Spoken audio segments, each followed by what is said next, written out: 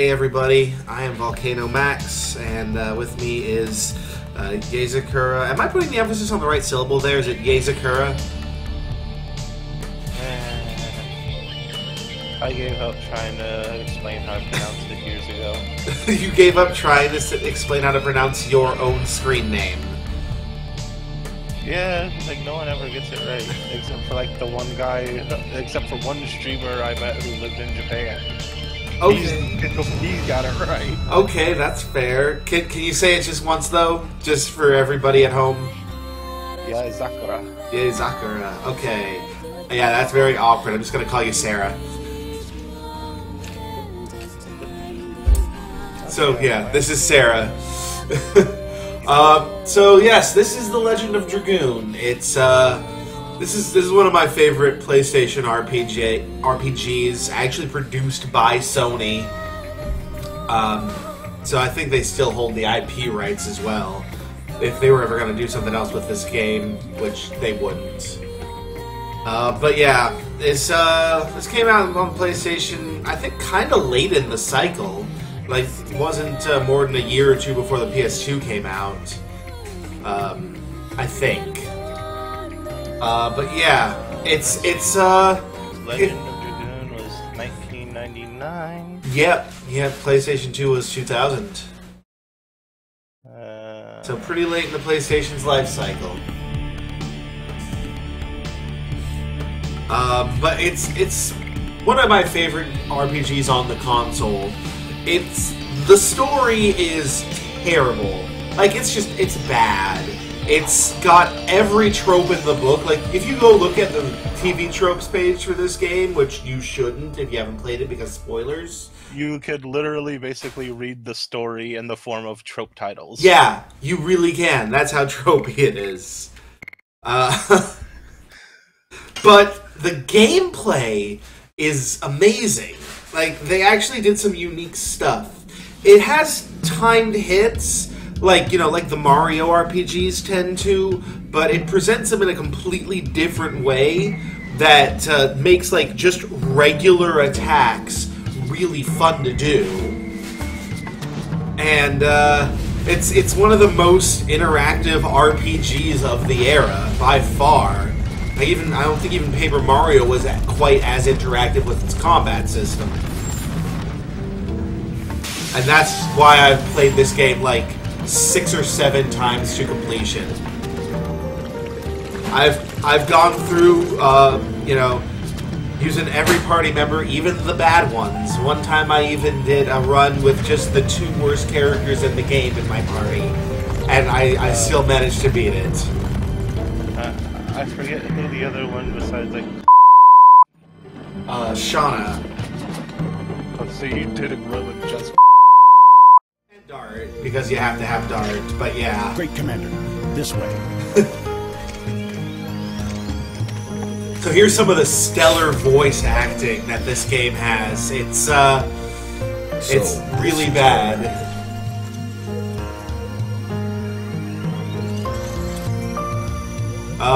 Yeah, so here we have the Child of Destiny that you see in every single game. She's chosen by the moon. Look at that, folks. Chosen by the moon itself. The moon's actually a really important part of this game. Like Majora's Mask level of important to this game, I'd say. Almost. Maybe not quite that high level. Is it only the big one that mattered, or did all the little ones matter too? No, the little ones too, but mostly the big one. Noel's command to take that girl into custody. Yeah, it's just like, it's probably been like a decade since I last played this game. I think it's been about, like... Your concern. I got it on PSP, for their, whatever it's called, their virtual console thing. And so I played, since I had it on the go, I played through it like a whole bunch until my PSP died and I can't revive it. So, I think I've played this game as recently as like 3 years ago, probably, which is when I did that, that Shauna and Earth character run, which is what I'm going to refer to the Earth character as, for spoiler reasons. Alright, so here we have the Broody character. Every RPG from the late 90s has to have the broody character. Like, you know how some phone apps have started showing up as options for Windows 10? Yeah, I have. I kind of wish Magic Heart Chunk was on there so I could try playing it. Yeah, that would be amazing. I'm so sorry you don't have a smartphone. It actually uses the fact that you can move around, does it? It's just no, it's all just touchscreen stuff. Yeah. Which you could easily emulate with a mouse. Alright, so yeah, every character has to have, or every game has to have the broody character. Fortunately, in this one, she is not the main protagonist. The main protagonist is, we're about to see him. This guy right here, he's a big old meathead, which is one of my favorite types of JRPG protagonists. Oh, yeah. Complete with spiky hairstyle, big bright red armor that for some reason doesn't cover one of his arms. I'm guessing so he can move it around more easily in combat. I mean, that is his sword arm. But yeah. Although the real reason is just because asymmetry looks cool. And, yes, but at least it doesn't take it to Tidus extents. Oh god. Which, I mean, you can't really explain that one with sports. I'm sorry. Mostly I never, like, understood the part of his shorts that hung down and just, like, seemed like this extra tacked-on thing. It's just, oh, what's his name? Nomura. It's just Nomura being so damn Nomura. Wait, is that his name? I don't know. The Final Fantasy designer. Nomura, right? This sounds right. Yeah, but anyway, he's just, he used that game to give a woman a dress made out of belts because he could. And, okay, so, starting off the game and already fighting a dragon. Now, fortunately, this is the cutscene zone, and Dart's not in any real danger. He's gonna get chased by... Holy crap, he just knocked that tree. He's just knocking trees over. And this dragon don't give a fuck. It's a good thing Dart's a big old meathead, and the dexterous type of big old meathead. I forgot, that thing was supposed to be a dragon. It just looked like a giant, like, campus thing. No, it's a dragon. They've got some... They take a lot of liberties with the term dragon in this game. Like, a lot of liberties. Basically, it just means... Anything bigger than the elephant. It refers to any reptile or serpent-like giant monster. Yeah, that one's It's got some insect-like features, but like the main body itself is pretty reptilian. I guess we can't see it yet. Like always, yeah. The claws in its head. When you do eventually fight it, spoiler alert, you do eventually fight it. It's got like this big long tail that flings poison attacks at you. It's definitely very bug-like, but yeah. You can kind of see how it might be considered draconic. But they take a lot of liberties. So yeah, they're talking about that village from the opening cutscene, the one where the moon girl and the guy with the really ornate armor was.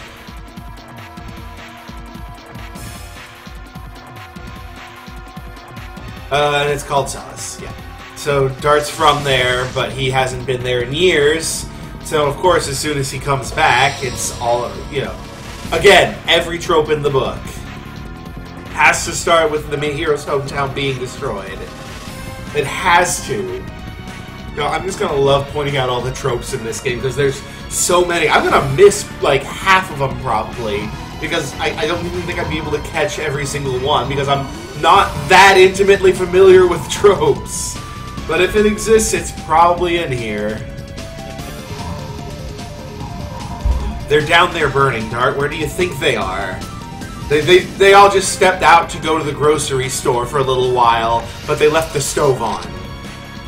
That's exactly what happened here. Alright, so now I'm actually in control. The character's always got an arrow over his head. You can turn it off, but it serves a really useful purpose, so I'm going to leave it on throughout the whole game. And oh no, it's bad guys. But watch this. This is how you know they're the bad guys. He just kicks this dude. This dude who's sitting there begging for his life, and he just kicks him. What a dick! What a huge dick. Alright, shut up. Stop talking so I can kill you already.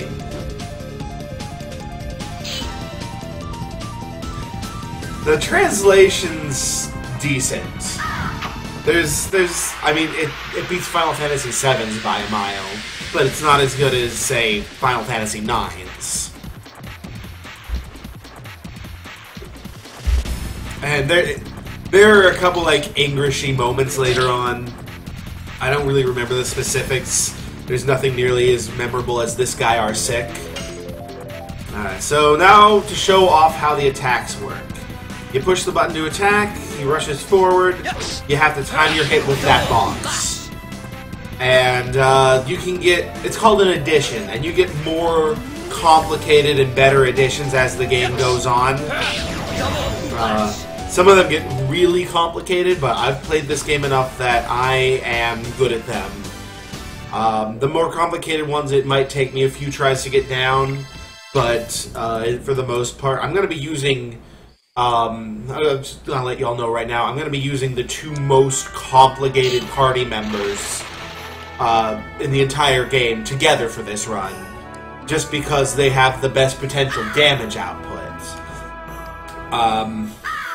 I won't say who those are. If you aren't familiar with the game, you'll figure it out. If you are familiar with the game, you might not even know who I'm talking about, but you'll figure it out real quick once I actually get them in my party. Basically, there are 3 different pairings I like to consider because there are 6 party members alongside Dart, and you can only use 2 of them at a time. So there's the 2 most complicated characters, the ones I was talking about, who are the best for they're the expert characters, but they're the best characters. Then there's the other 2. The wind character, Lance and Rose, who are like the beginner-friendly characters because they don't have very complicated additions. Well, I guess Lance does, but not too bad. But they've also got some good buffs. They're not too tough to use, so they're good if you're going through the game for your first time. And then there's the other 2, the 2 I was talking about earlier, who are they're both really bad. One of them doesn't even get additions. Yeah. That means you're using my favorite character in this one. Oh, I definitely am. I don't even need to ask you who it is. I don't even need to ask. It's pretty obvious from this end. Well, by now. Sarah has a type. Let's just say that. Yeah. But this is my first time playing through... I didn't really practice or anything aside from testing everything and doing a couple rounds of combat. So, hey, yeah, Dart's seeing people he knows, obviously, lying on the ground. Because, it was just attacked by a massive army. Do you read what I sent you real quick? No, hang on.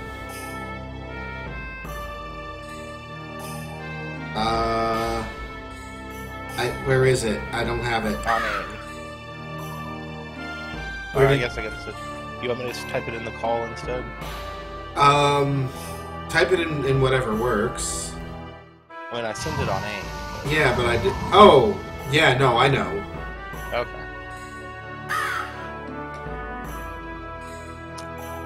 Alright.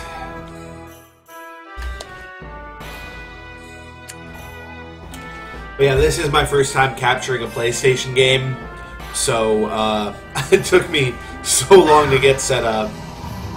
It was much more complicated than I expected. I forgot how horrible that crow looks. Oh my god, yeah. Actually, that looks pretty good for, an up-close crow on a PlayStation.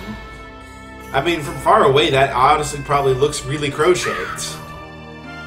Oh yeah, from far away, but like up close, it's just this It's a little It's just jarring, like this yeah. patchwork of like featureless blocks. Especially when it's up against a detailed static background. I really like... I miss, like, the background work from the PlayStation era RPGs, you know? 'Cause nothing was rendered. It was all just art assets.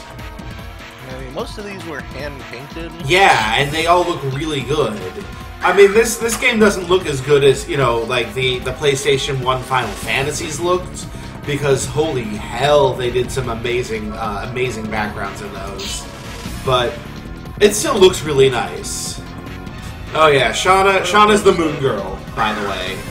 You know, that always just like comes with the caveat of this only works if the background is two-dimensional. Yeah, I know.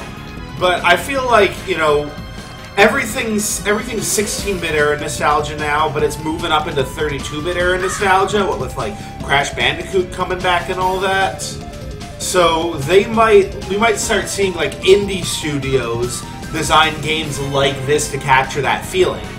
And I could see that being amazing, you know, because you're going to get some really good hand-painted stuff when you get indie studios involved. So I'm looking forward to that, because I think it's coming soon.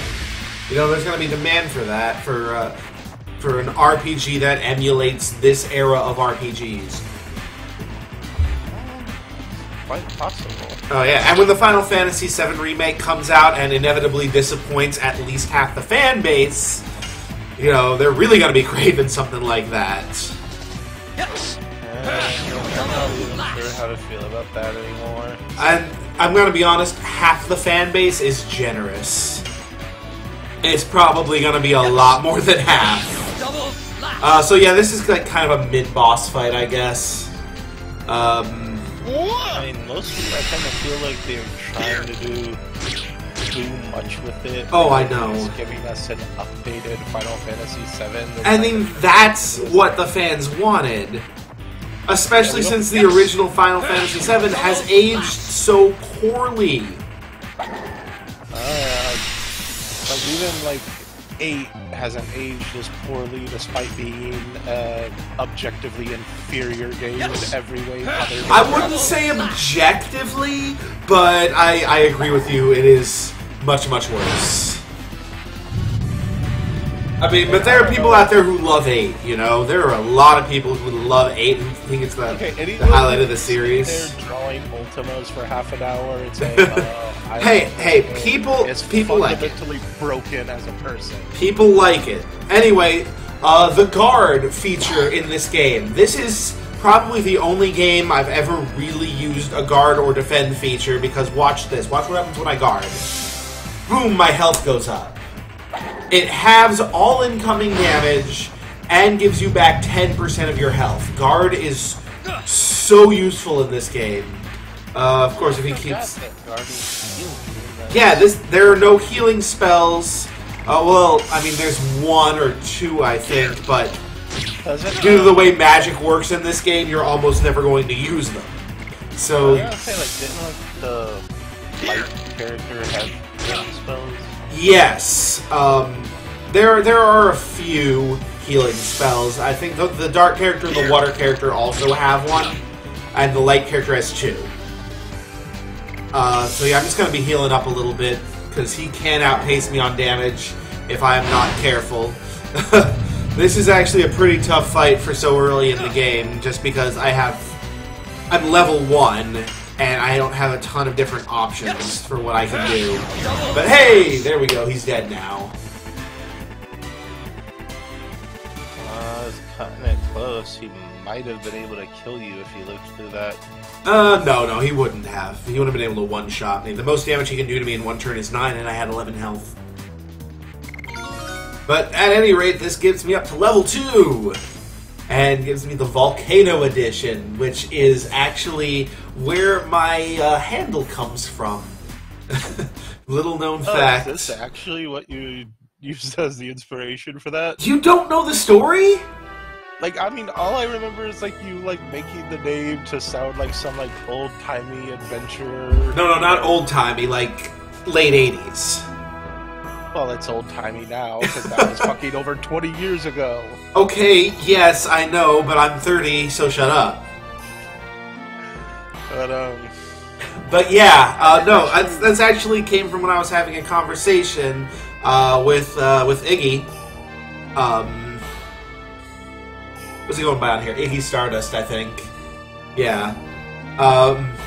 I was having a conversation with him while playing this game. I maxed out Volcano, and I said, sweet, Volcano maxed. And he thought I said Volcano Max, and we decided that that was a great name.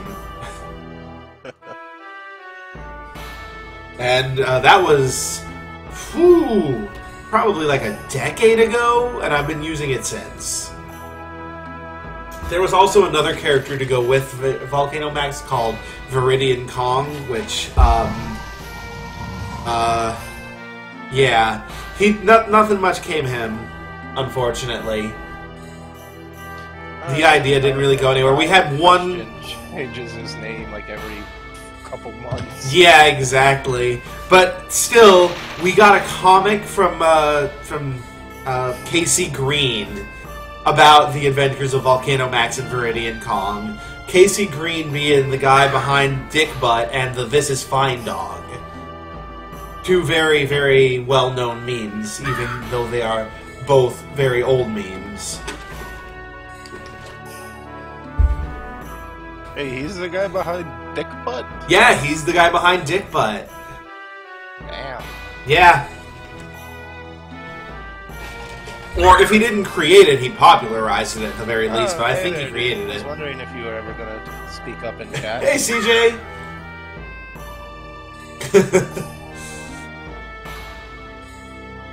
Alright. So I'm just completely glossing over the plot, but nothing important is happening here. None of this matters.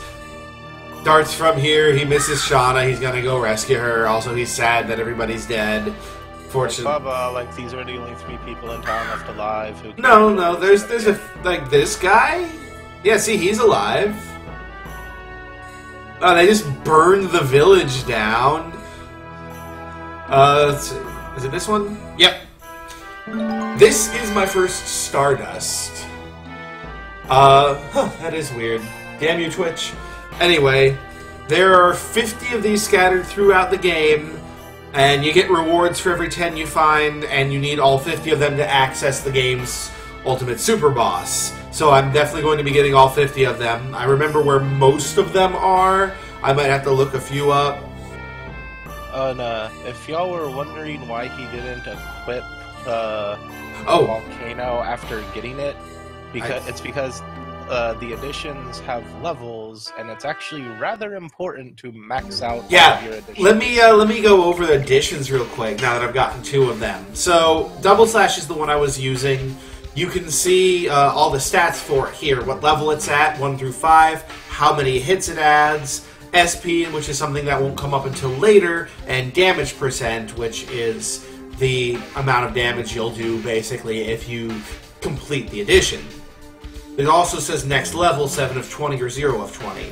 Every 20 times you use an edition successfully, it levels up all the way up to level 5. You have to level up every single one of a character's editions if you want to get their final edition, which final editions do more damage than anything else in the game, even like the magic stuff. I am actually going to switch to Volcano right now, because I like to get that one done before Double Slash, since it has garbage SP, but I don't need SP right now. See, I kind of figured you'd stick with Double Slash just because damage is fucking horrible, so you'd want to max it out against the weakest enemies around. Funnily enough, it actually does outdamage Volcano after a few levels. Yeah, it might be all the levels, but it does eventually outdamage Volcano. But it also has much better... Oh, yeah, this is Master Tasman. He's a tutorial. I'm not going to do any tutorializing because I know how to play this game. So I'm just going to skip this. Oh, there's some actual plot here. Basically, Tasman was here in town trying to help fend them off. And this is... He is not an important character, by the way. We will never see him again after this. especially since the fucker did such a horrible job. Yeah. Well, I mean, it was one guy against an army of guys. I mean, Yeah, like- this is JRPG logic. You need at least 3 people to combat an entire army. Can't have parties smaller than that. No, I don't need to practice more. Bye, Master Tasman. See you never. So now we've got a cutscene here at Hell in a Prison, which you may have noticed everybody mentioning over and over and over again. I love the design of this place. Like, look at that. That whole island is a prison. It's so... This is something that would never exist in real life, ever. It probably cannot physically be possible, but it looks so cool that I don't care. So here's Shauna. I don't know if I mentioned this or not, but she's the moon girl from the opening cutscene. And as you can tell by the fact that she is wearing all white, she's going to be our white-themed Power Ranger. To Dart's red. And the mystery girl from before is Violet, I think she is. Or she's... no, Indigo. She's Indigo. If we're gonna go with, like, Power Rangers, though, she's really more of your Pink Ranger. Yeah, I guess, but there is no Pink Ranger in this game because they didn't want to make a pink dragon. Which is a shame, because Pink Dragon was awesome. Oh my god. Maybe, but I think the white works just fine. Yeah. So, basically, if somebody's going to join us later, you can probably tell by looking at their character model. Are they unique looking? And are they wearing all one color? Probably a party member. Yeah. So here we've got Froigel. I think his name is Froigel, but I pronounce it Froigel anyway. Even if that's wrong, I will always pronounce it as Froigel. He runs Hell in a Prison. The guy in the hood is some mysterious evil boy. And Shauna is super important. And he just kills his employees because he's mad. Like, holy hell. That cannot be OSHA compliant. Anyway. Even if it was, you gotta think, like, who would want to work in such a hostile work environment? Right? So this is the world map. The world map is... You're stuck on paths. There's no free roaming. Everything's... Oh god, like, I'm having horrible flashbacks regarding the world map. No, the world map's... I mean, it's annoying, but it's inoffensive. Like, back actually playing on the PlayStation when you had to swap disc based on where in the world... Yeah, oh my god, that's right, I forgot about that. Oh, I'm gonna have to do that. Ooh. Like, that was so horrible. Every time you had to backtrack to get something, you have to cycle through, like, all 4 discs of the Yeah. Well, I mean...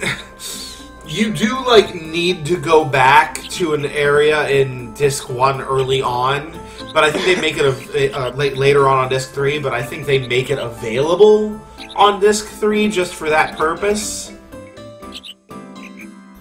And you never have to backtrack unless you missed some Stardust or something else important. Like, I know there was some stuff, like, I know, like, there were some really powerful accessories you could buy in an early town. Yeah, but it's that same town. It's that same town that you can access on Disc 3. Are you sure you can access it on 3? I'm pretty sure. Just because you have, it's like, A, like, it's got that stuff you're expected to come back for later, and B, I think you have to go back there at one point on Disc 3. Yeah, I don't need anything here. Items are going to be the main method of, or not the main method of healing, they're going to be the emergency healing, with defending being the main method. The nice thing about healing items in this game is they do a set percentage of healing, so the healing potion always recovers exactly half of your maximum HP, whatever that happens to be at the time, which is really nice. Also, if I remember right, until, like, quite a bit later in the game, aren't items your main method of dealing, like, elemental damage? Yes, they are. That said, you never really need to do elemental damage in this game because regular additions are just they're so potent and powerful. This guy's willing to teach you how to use items. No, I'm good. I already know. Yeah, that's nice, merchant guy.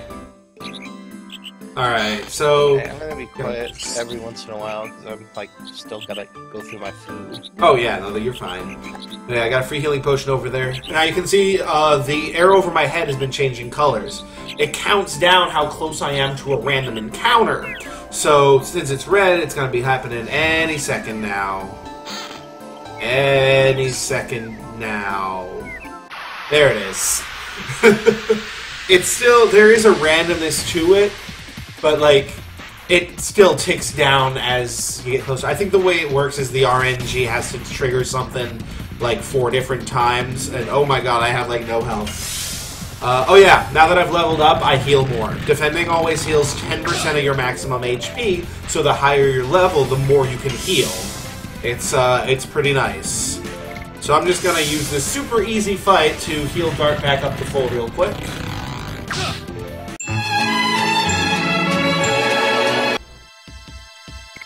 What you saw in the middle there, that last volcano I did, was a counterattack.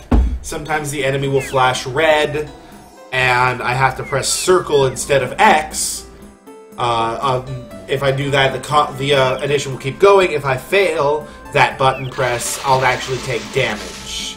It's kind of annoying. Let's see, which way am I supposed to go? Yeah. Little maze area, got some items hidden here. Ooh, 20 gold.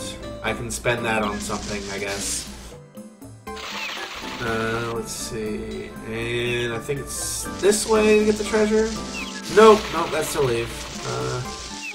No, I don't want to go the right way. Never go the right way first. Gotta get the treasure. What is this? I bet this is something good. Burnout. Okay. Burnout is a fire attack item. Oh, nope, don't go back. Dang it. PlayStation 1 era controls. Oh, gotta love them. But yeah, Burnout's a fire elemental damage. There are 7 elements in this game, 6 of which directly oppose each other, 1 of which has... every element resists itself. Every enemy has an element. Every character has an element. You can tell by the color in their name box. This one here, the Trent, is brown, which means it's Earth element. The Assassin Cock is green, which means it's Wind element. Enemies take double damage from opposing elements. Characters too, by the way. Every character has an elemental affiliation. Yeah, every character, every enemy takes double damage from their opposing element. Fire opposes water, wind opposes earth, dark opposes light, and thunder or electric thunder actually doesn't oppose anything. I have to agree with CJ. Assassin. Yeah, let me kill it. I gotta slaughter this cock. And did I kill it? Yeah, killed it. All right. So yeah, thunder doesn't oppose anything. There's nothing that thunder is weak to, but it does resist other thunder elemental damage. It exists mostly so we could have a 7th color. And there, of course, is also non-elemental damage and non-elemental enemies who don't resist anything and aren't weak to anything. So basically, they're just a less good thunder element. Doesn't that account for, like, most human enemies? No, most human enemies are elemental too. Almost everything is elemental. Oh yeah. Yeah, almost everything in this game has an elemental affiliation. There are a few non-elemental things, mostly like really important enemies that they wanted to make sure didn't have a weakness. And didn't want to make thunder for thematic reasons. Which way am I supposed to go? This way, that's right. Yeah. I don't think we even see a non-elemental enemy until, like, Disc 3. No, that's not true. There are a few in the early discs, which, again, are really big deal, important things that can't be thunder for thematic reasons. We got a little bit of a scene here with a unicorn cat, I guess? I have no idea what the hell that thing was. I don't even think that's an enemy around here. And now Dart's flashing back. That's little Dart and little Shauna. And of course, they still wore green. They still wore red and white even back then, because you know somebody can't wear two colors in their lifetime. That's not a thing. And again, elemental affiliations. Like, as important as the elemental affiliations are to this game, and the fact that like everybody has one, it's weird that they're never really part of the plot or any of the background world building at all. Yeah, I think if a game like this was made today, the fact that everything kind of has a tie to a specific element would be like a lot more important to the world, like to the like themes of what's going on. But that would have been interesting and unique, and this game ain't having none of that. They used up its entire interestingness and uniqueness in the gameplay. Oh yeah, you can change the camera angle, which I like some camera angles better than others for doing the additions. Like the angle right there where you're just you know, they're lined up like that is the easiest for me to complete additions with, so you're gonna see me switching to that a lot. It might not look as interesting, but it's better than me failing every time. I have to say, we are lucky about one thing with the colors. What's that? That Dart grew out of his habit of wearing bright green pants. Well, yeah, now he's a warrior, so he has to wear blue jeans. Did you notice that? That he's wearing blue jeans?